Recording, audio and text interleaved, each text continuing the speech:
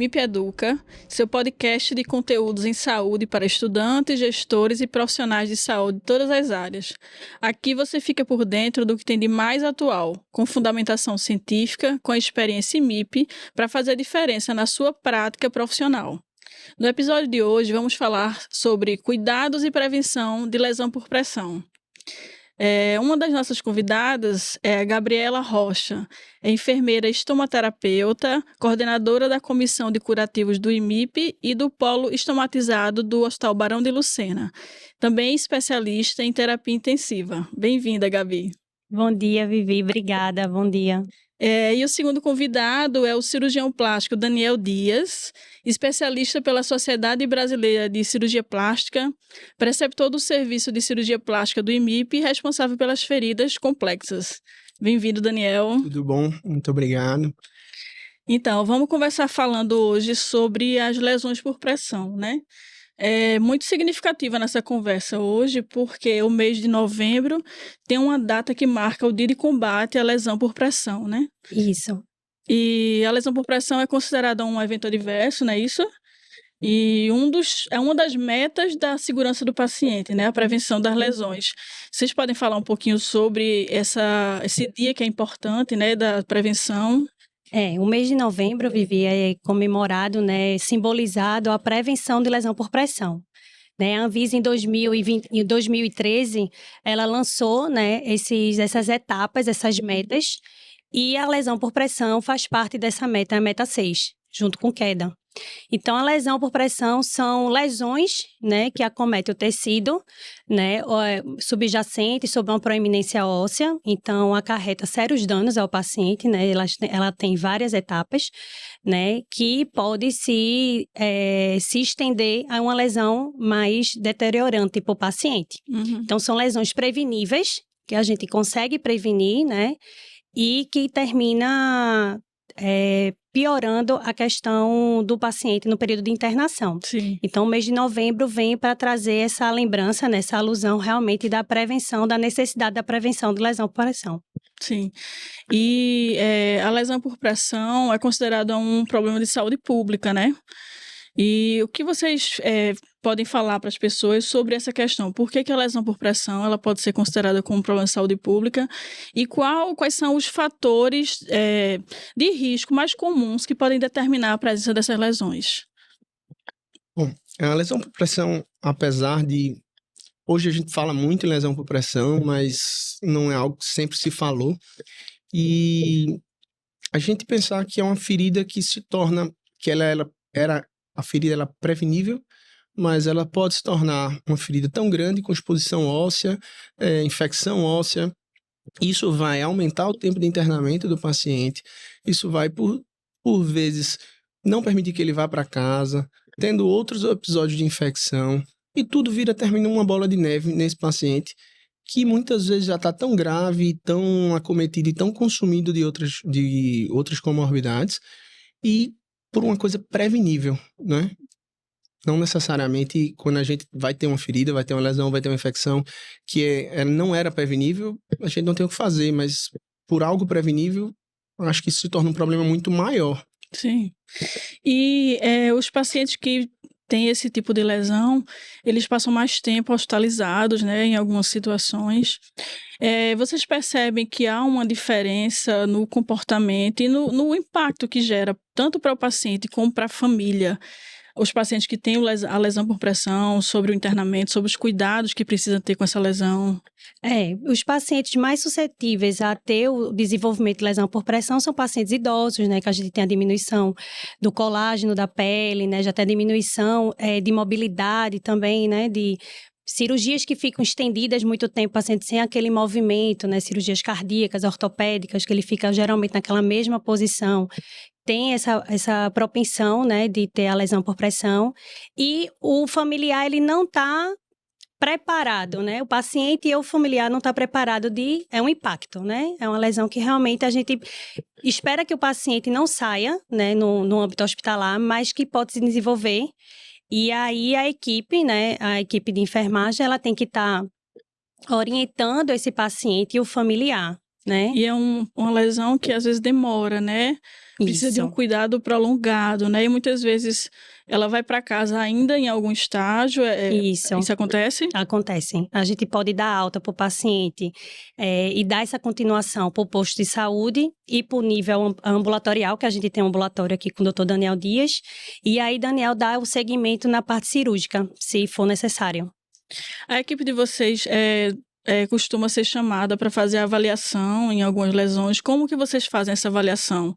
Como que vocês podem explicar para as pessoas que se faz essa estratificação, ou como eu posso classificar essas lesões?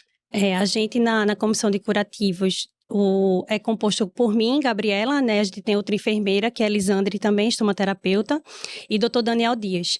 E aí todo o R1 de cirurgia plástica roda também na comissão de curativos.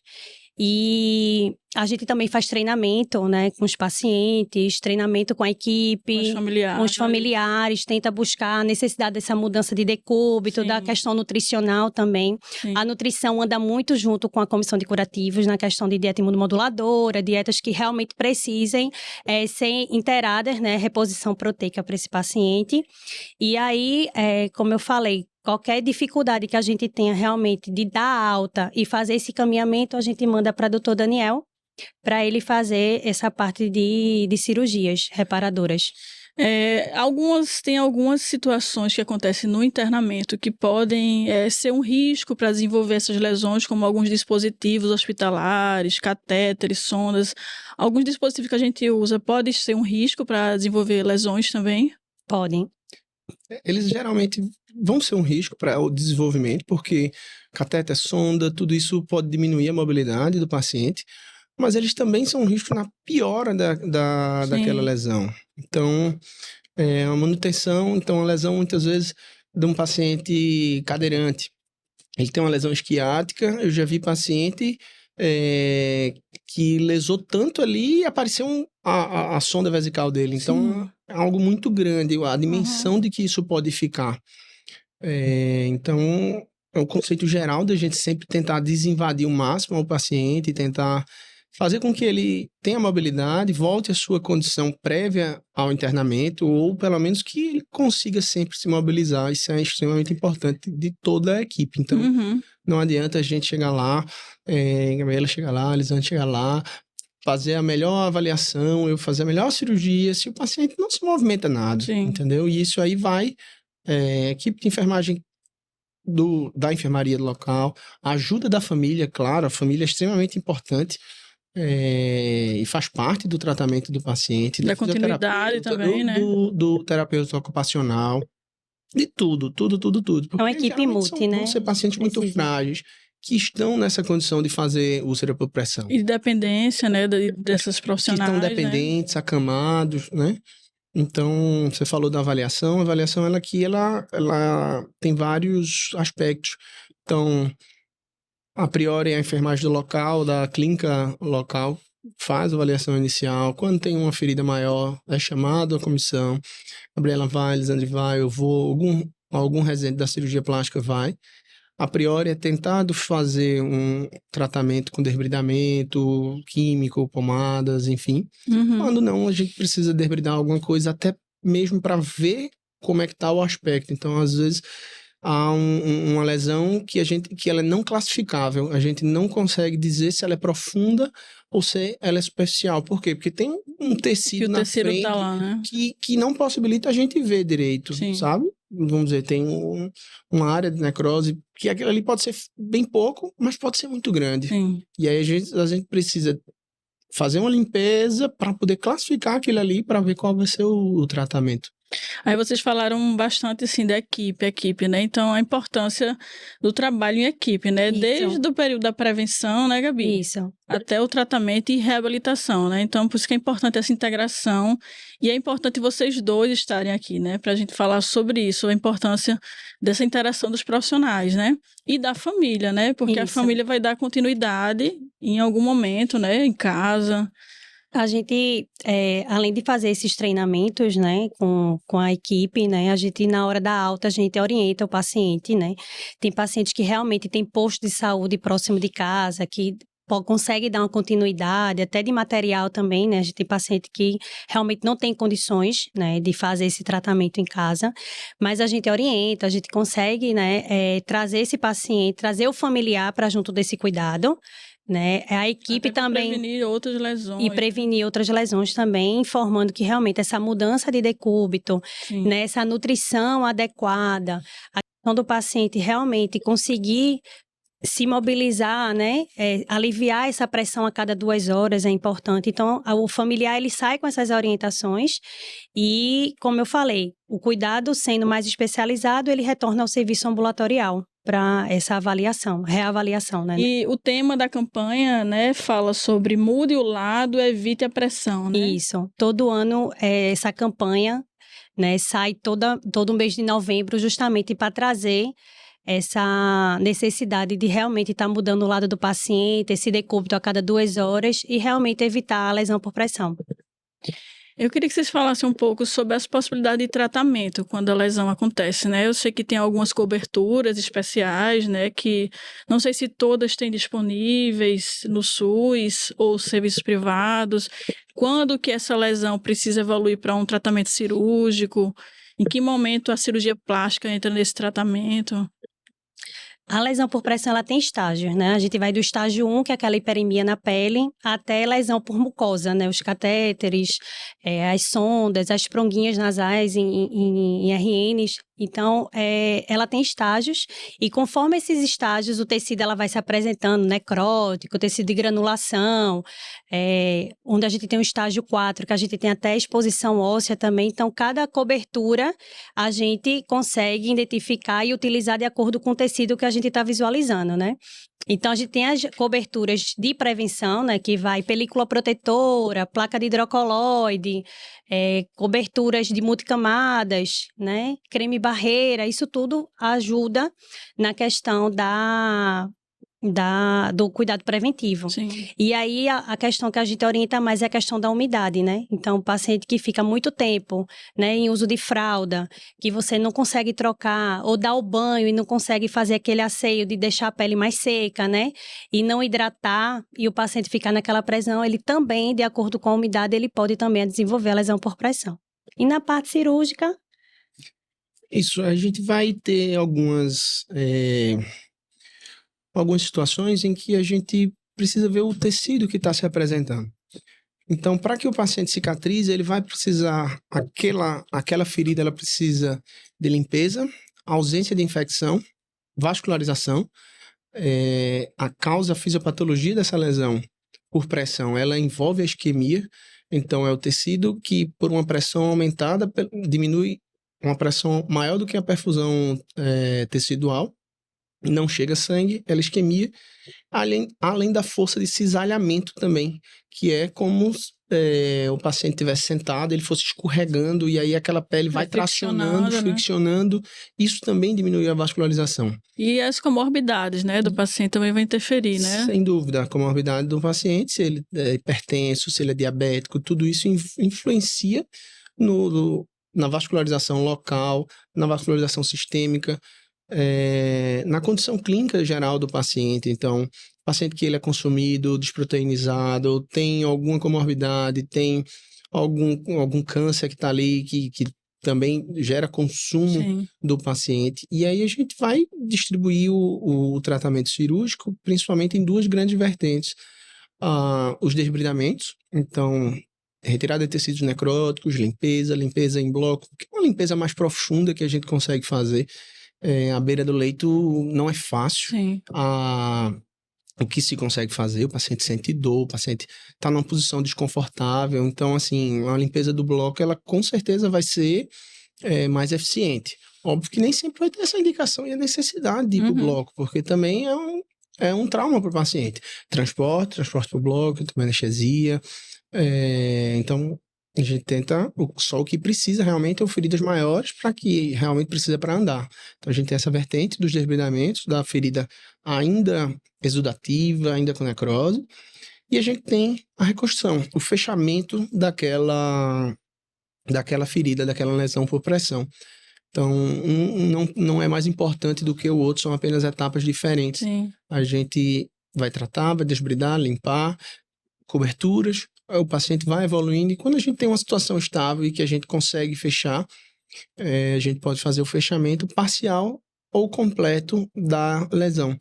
Geralmente preferencialmente, né, fazendo algum retalho, levando pele de outro lugar para lá, e sempre tentando deixar aquela área o mais cheinha possível, com o mais coxinho possível. Então, muitas vezes eu levo músculo com gordura e pele, justamente porque se aquela área é um fator de risco, ela vai acontecer de novo naquela situação. Então, não adianta dar uma cobertura muito fina que vai tender superficial, que vai tender a abrir de novo. Então, e vocês têm sido frequente, assim, vocês conseguem fazer uma quantidade significativa de reabilitação, de cirurgia de reabilitação aqui? Veja, a gente opera muita úlcera aqui, muita. A grande questão é que nem todos os pacientes eles vão ser candidatos a isso. Sim. Então, um paciente que ele não tem um cuidado estabelecido. Então, ele conseguiu ter alta, mas ele chega no ambulatório com múltiplas úlceras em estágios diferentes. Você vê que ele está criando o tempo todo uma úlcera. Então, não dá para você operar aquele paciente e ele vai abrir de novo. E aí é pior, porque você tirou já a pele de um canto, muitas vezes vai abrir tudo. Então, o paciente ele tem que estar estável para fazer a cirurgia, para fechar. Não digo as cirurgias para desbridamento, para melhora da condição local, mas eu digo para fechar, pra reabilitação, ele tem que estar mais redondinho, vamos dizer, ele tem que estar cuidado, ele tem que estar bem nutrido. A gente não trabalha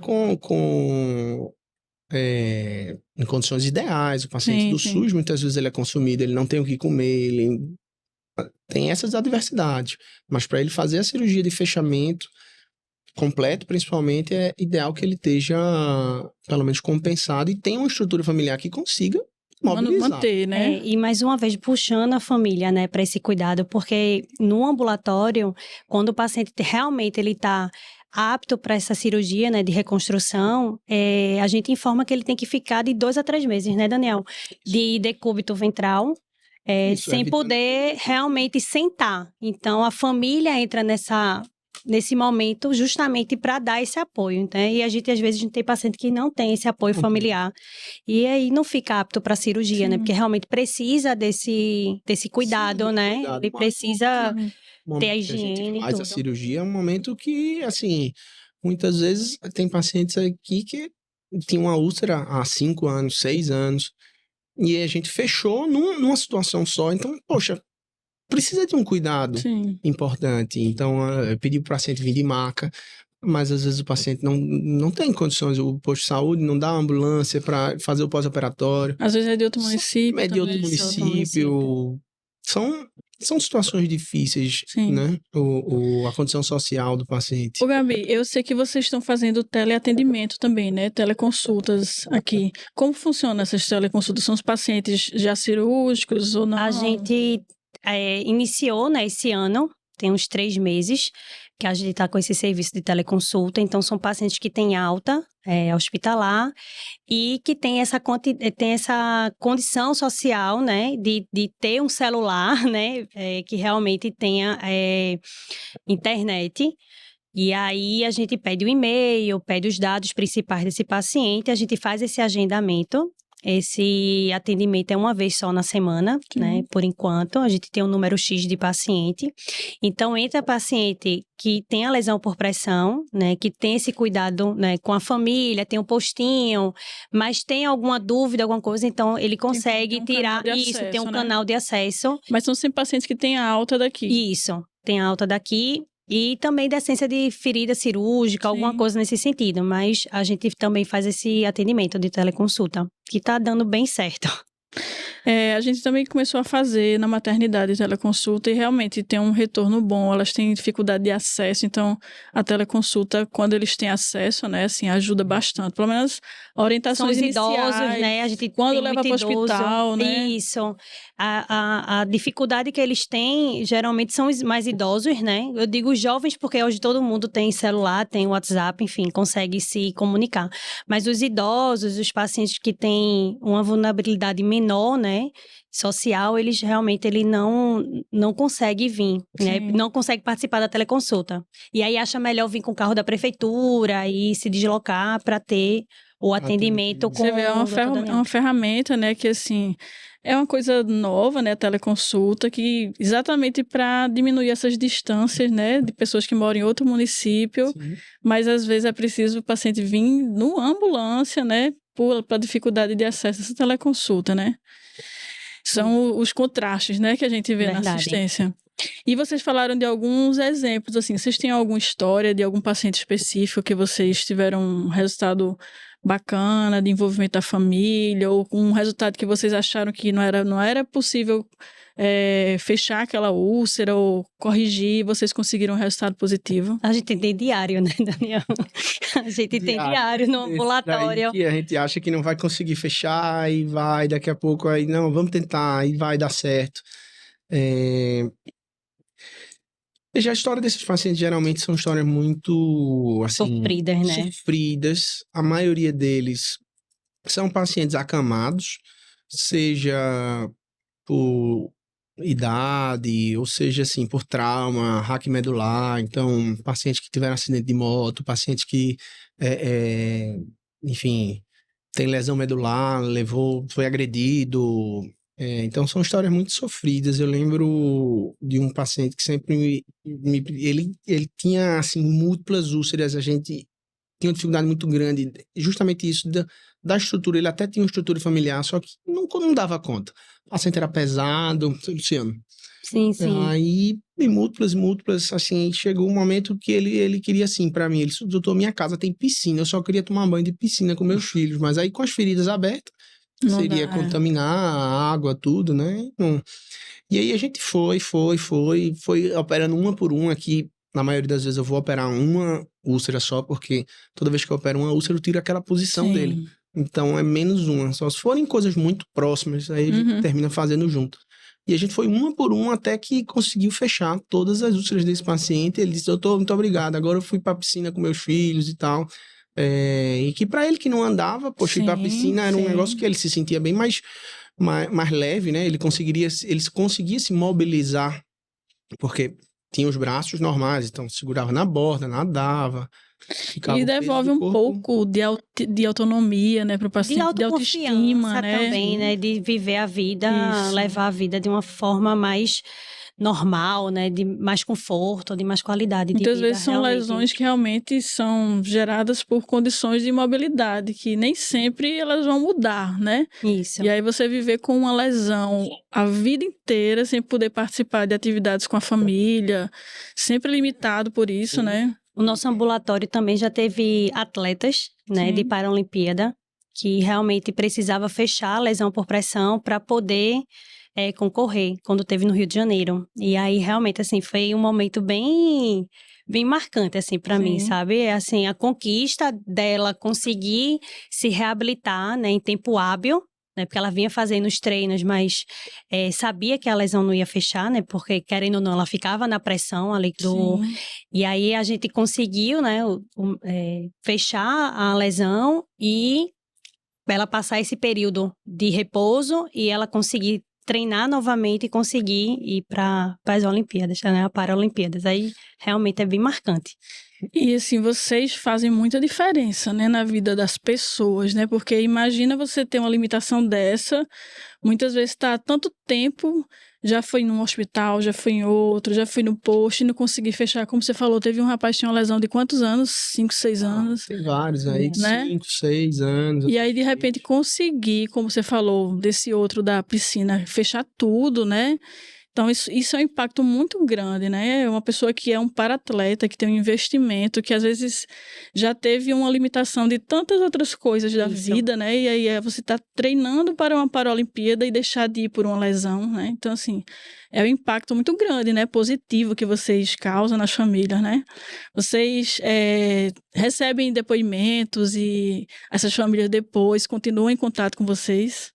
Alguns passam lá no ambulatório, né? Para alguma outra consulta, passa lá, vão na ouvidoria e agradece também. Leva um girimum lá e tal. Esse tipo de agradecimento, ele é muito mais importante, né? Sim. E assim, imagina você faz curativo todo dia daquilo ali há 5 anos. Todo dia, gente. 365 vezes 5, botei aí. E você, de repente, Não não faz mais precisa curativo. mais. Isso faz Às muita vezes eles diferença. entram no ambulatório assim, faz pronto, se o senhor não resolver, ninguém mais resolve. Ele Nossa, já fez. Mas realmente eu acho que é a pressão, né? sensação, né? Você Isso. com essa imobilidade, né? Com essa lesão por tanto tempo, e aí chega uma pessoa só, tu vai pro cirurgião plástico agora, resolver. ou vai ou racha, né? E aí, Difícil. quando olha pra ele, às vezes eu acho graça, né? Porque, pronto, se o senhor não resolver, ninguém mais resolve. E aí, Aí tem que realmente... resolver, né? Aí ou você resolve ou, meu Deus do céu, né?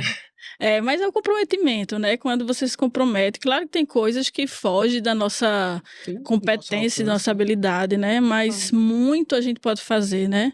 E a gente vê essa diferença aqui no IMIP, né? Em vários grupos de trabalhos, e o de vocês é um deles, né? Então, é um atendimento que faz muita diferença, né, para as pessoas e para as famílias, para os cuidadores, porque quando uma pessoa tem essa limitação, não é só ela, né, que está passando por aquele processo. Isso. Família. Os cuidadores mundo. ficam muito sobrecarregados também, né? Então, encontrar em vocês suporte, né, faz toda a diferença. O IMIP, ele tem a felicidade, né, eu digo assim, de ter uma equipe muito forte aqui dentro, né?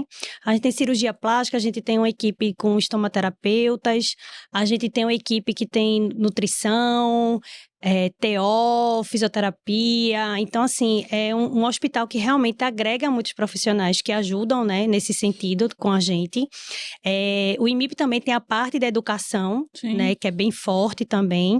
A gente está com um curso no IMIP Educa agora, que é um curso gratuito, né, de lesão por pressão e seus cuidados preventivos. Então, é um curso que qualquer pessoa pode acessar, né, profissional de saúde, estudante.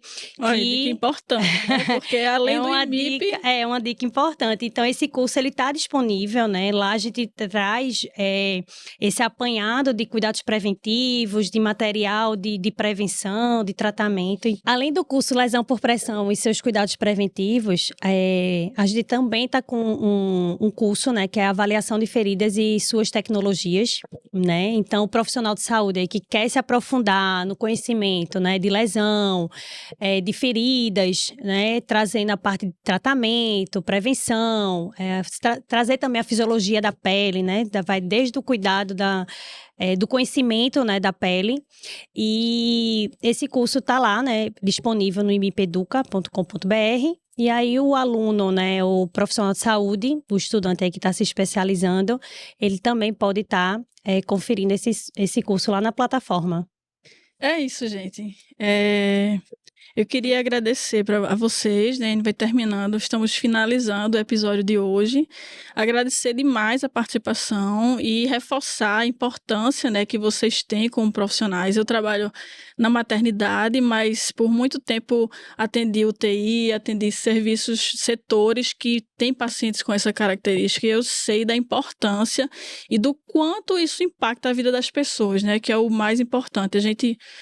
Às vezes, quando está na área de saúde, a gente tem tantas atividades que a gente, às vezes, não reflete o quanto aquela pessoa precisa, né, da nossa dedicação e o quanto a gente pode fazer. A gente, às vezes, acha que é tão pouco, mas é tão grande e tão importante para as pessoas, né?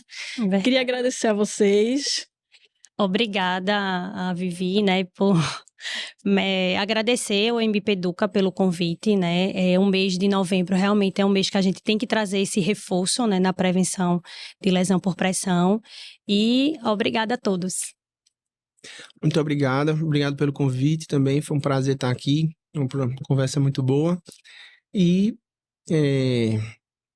muito bom esse projeto de a gente levar aí Informação, né? informação de coisas que tem jeito, coisas que conseguem Sim. prevenir.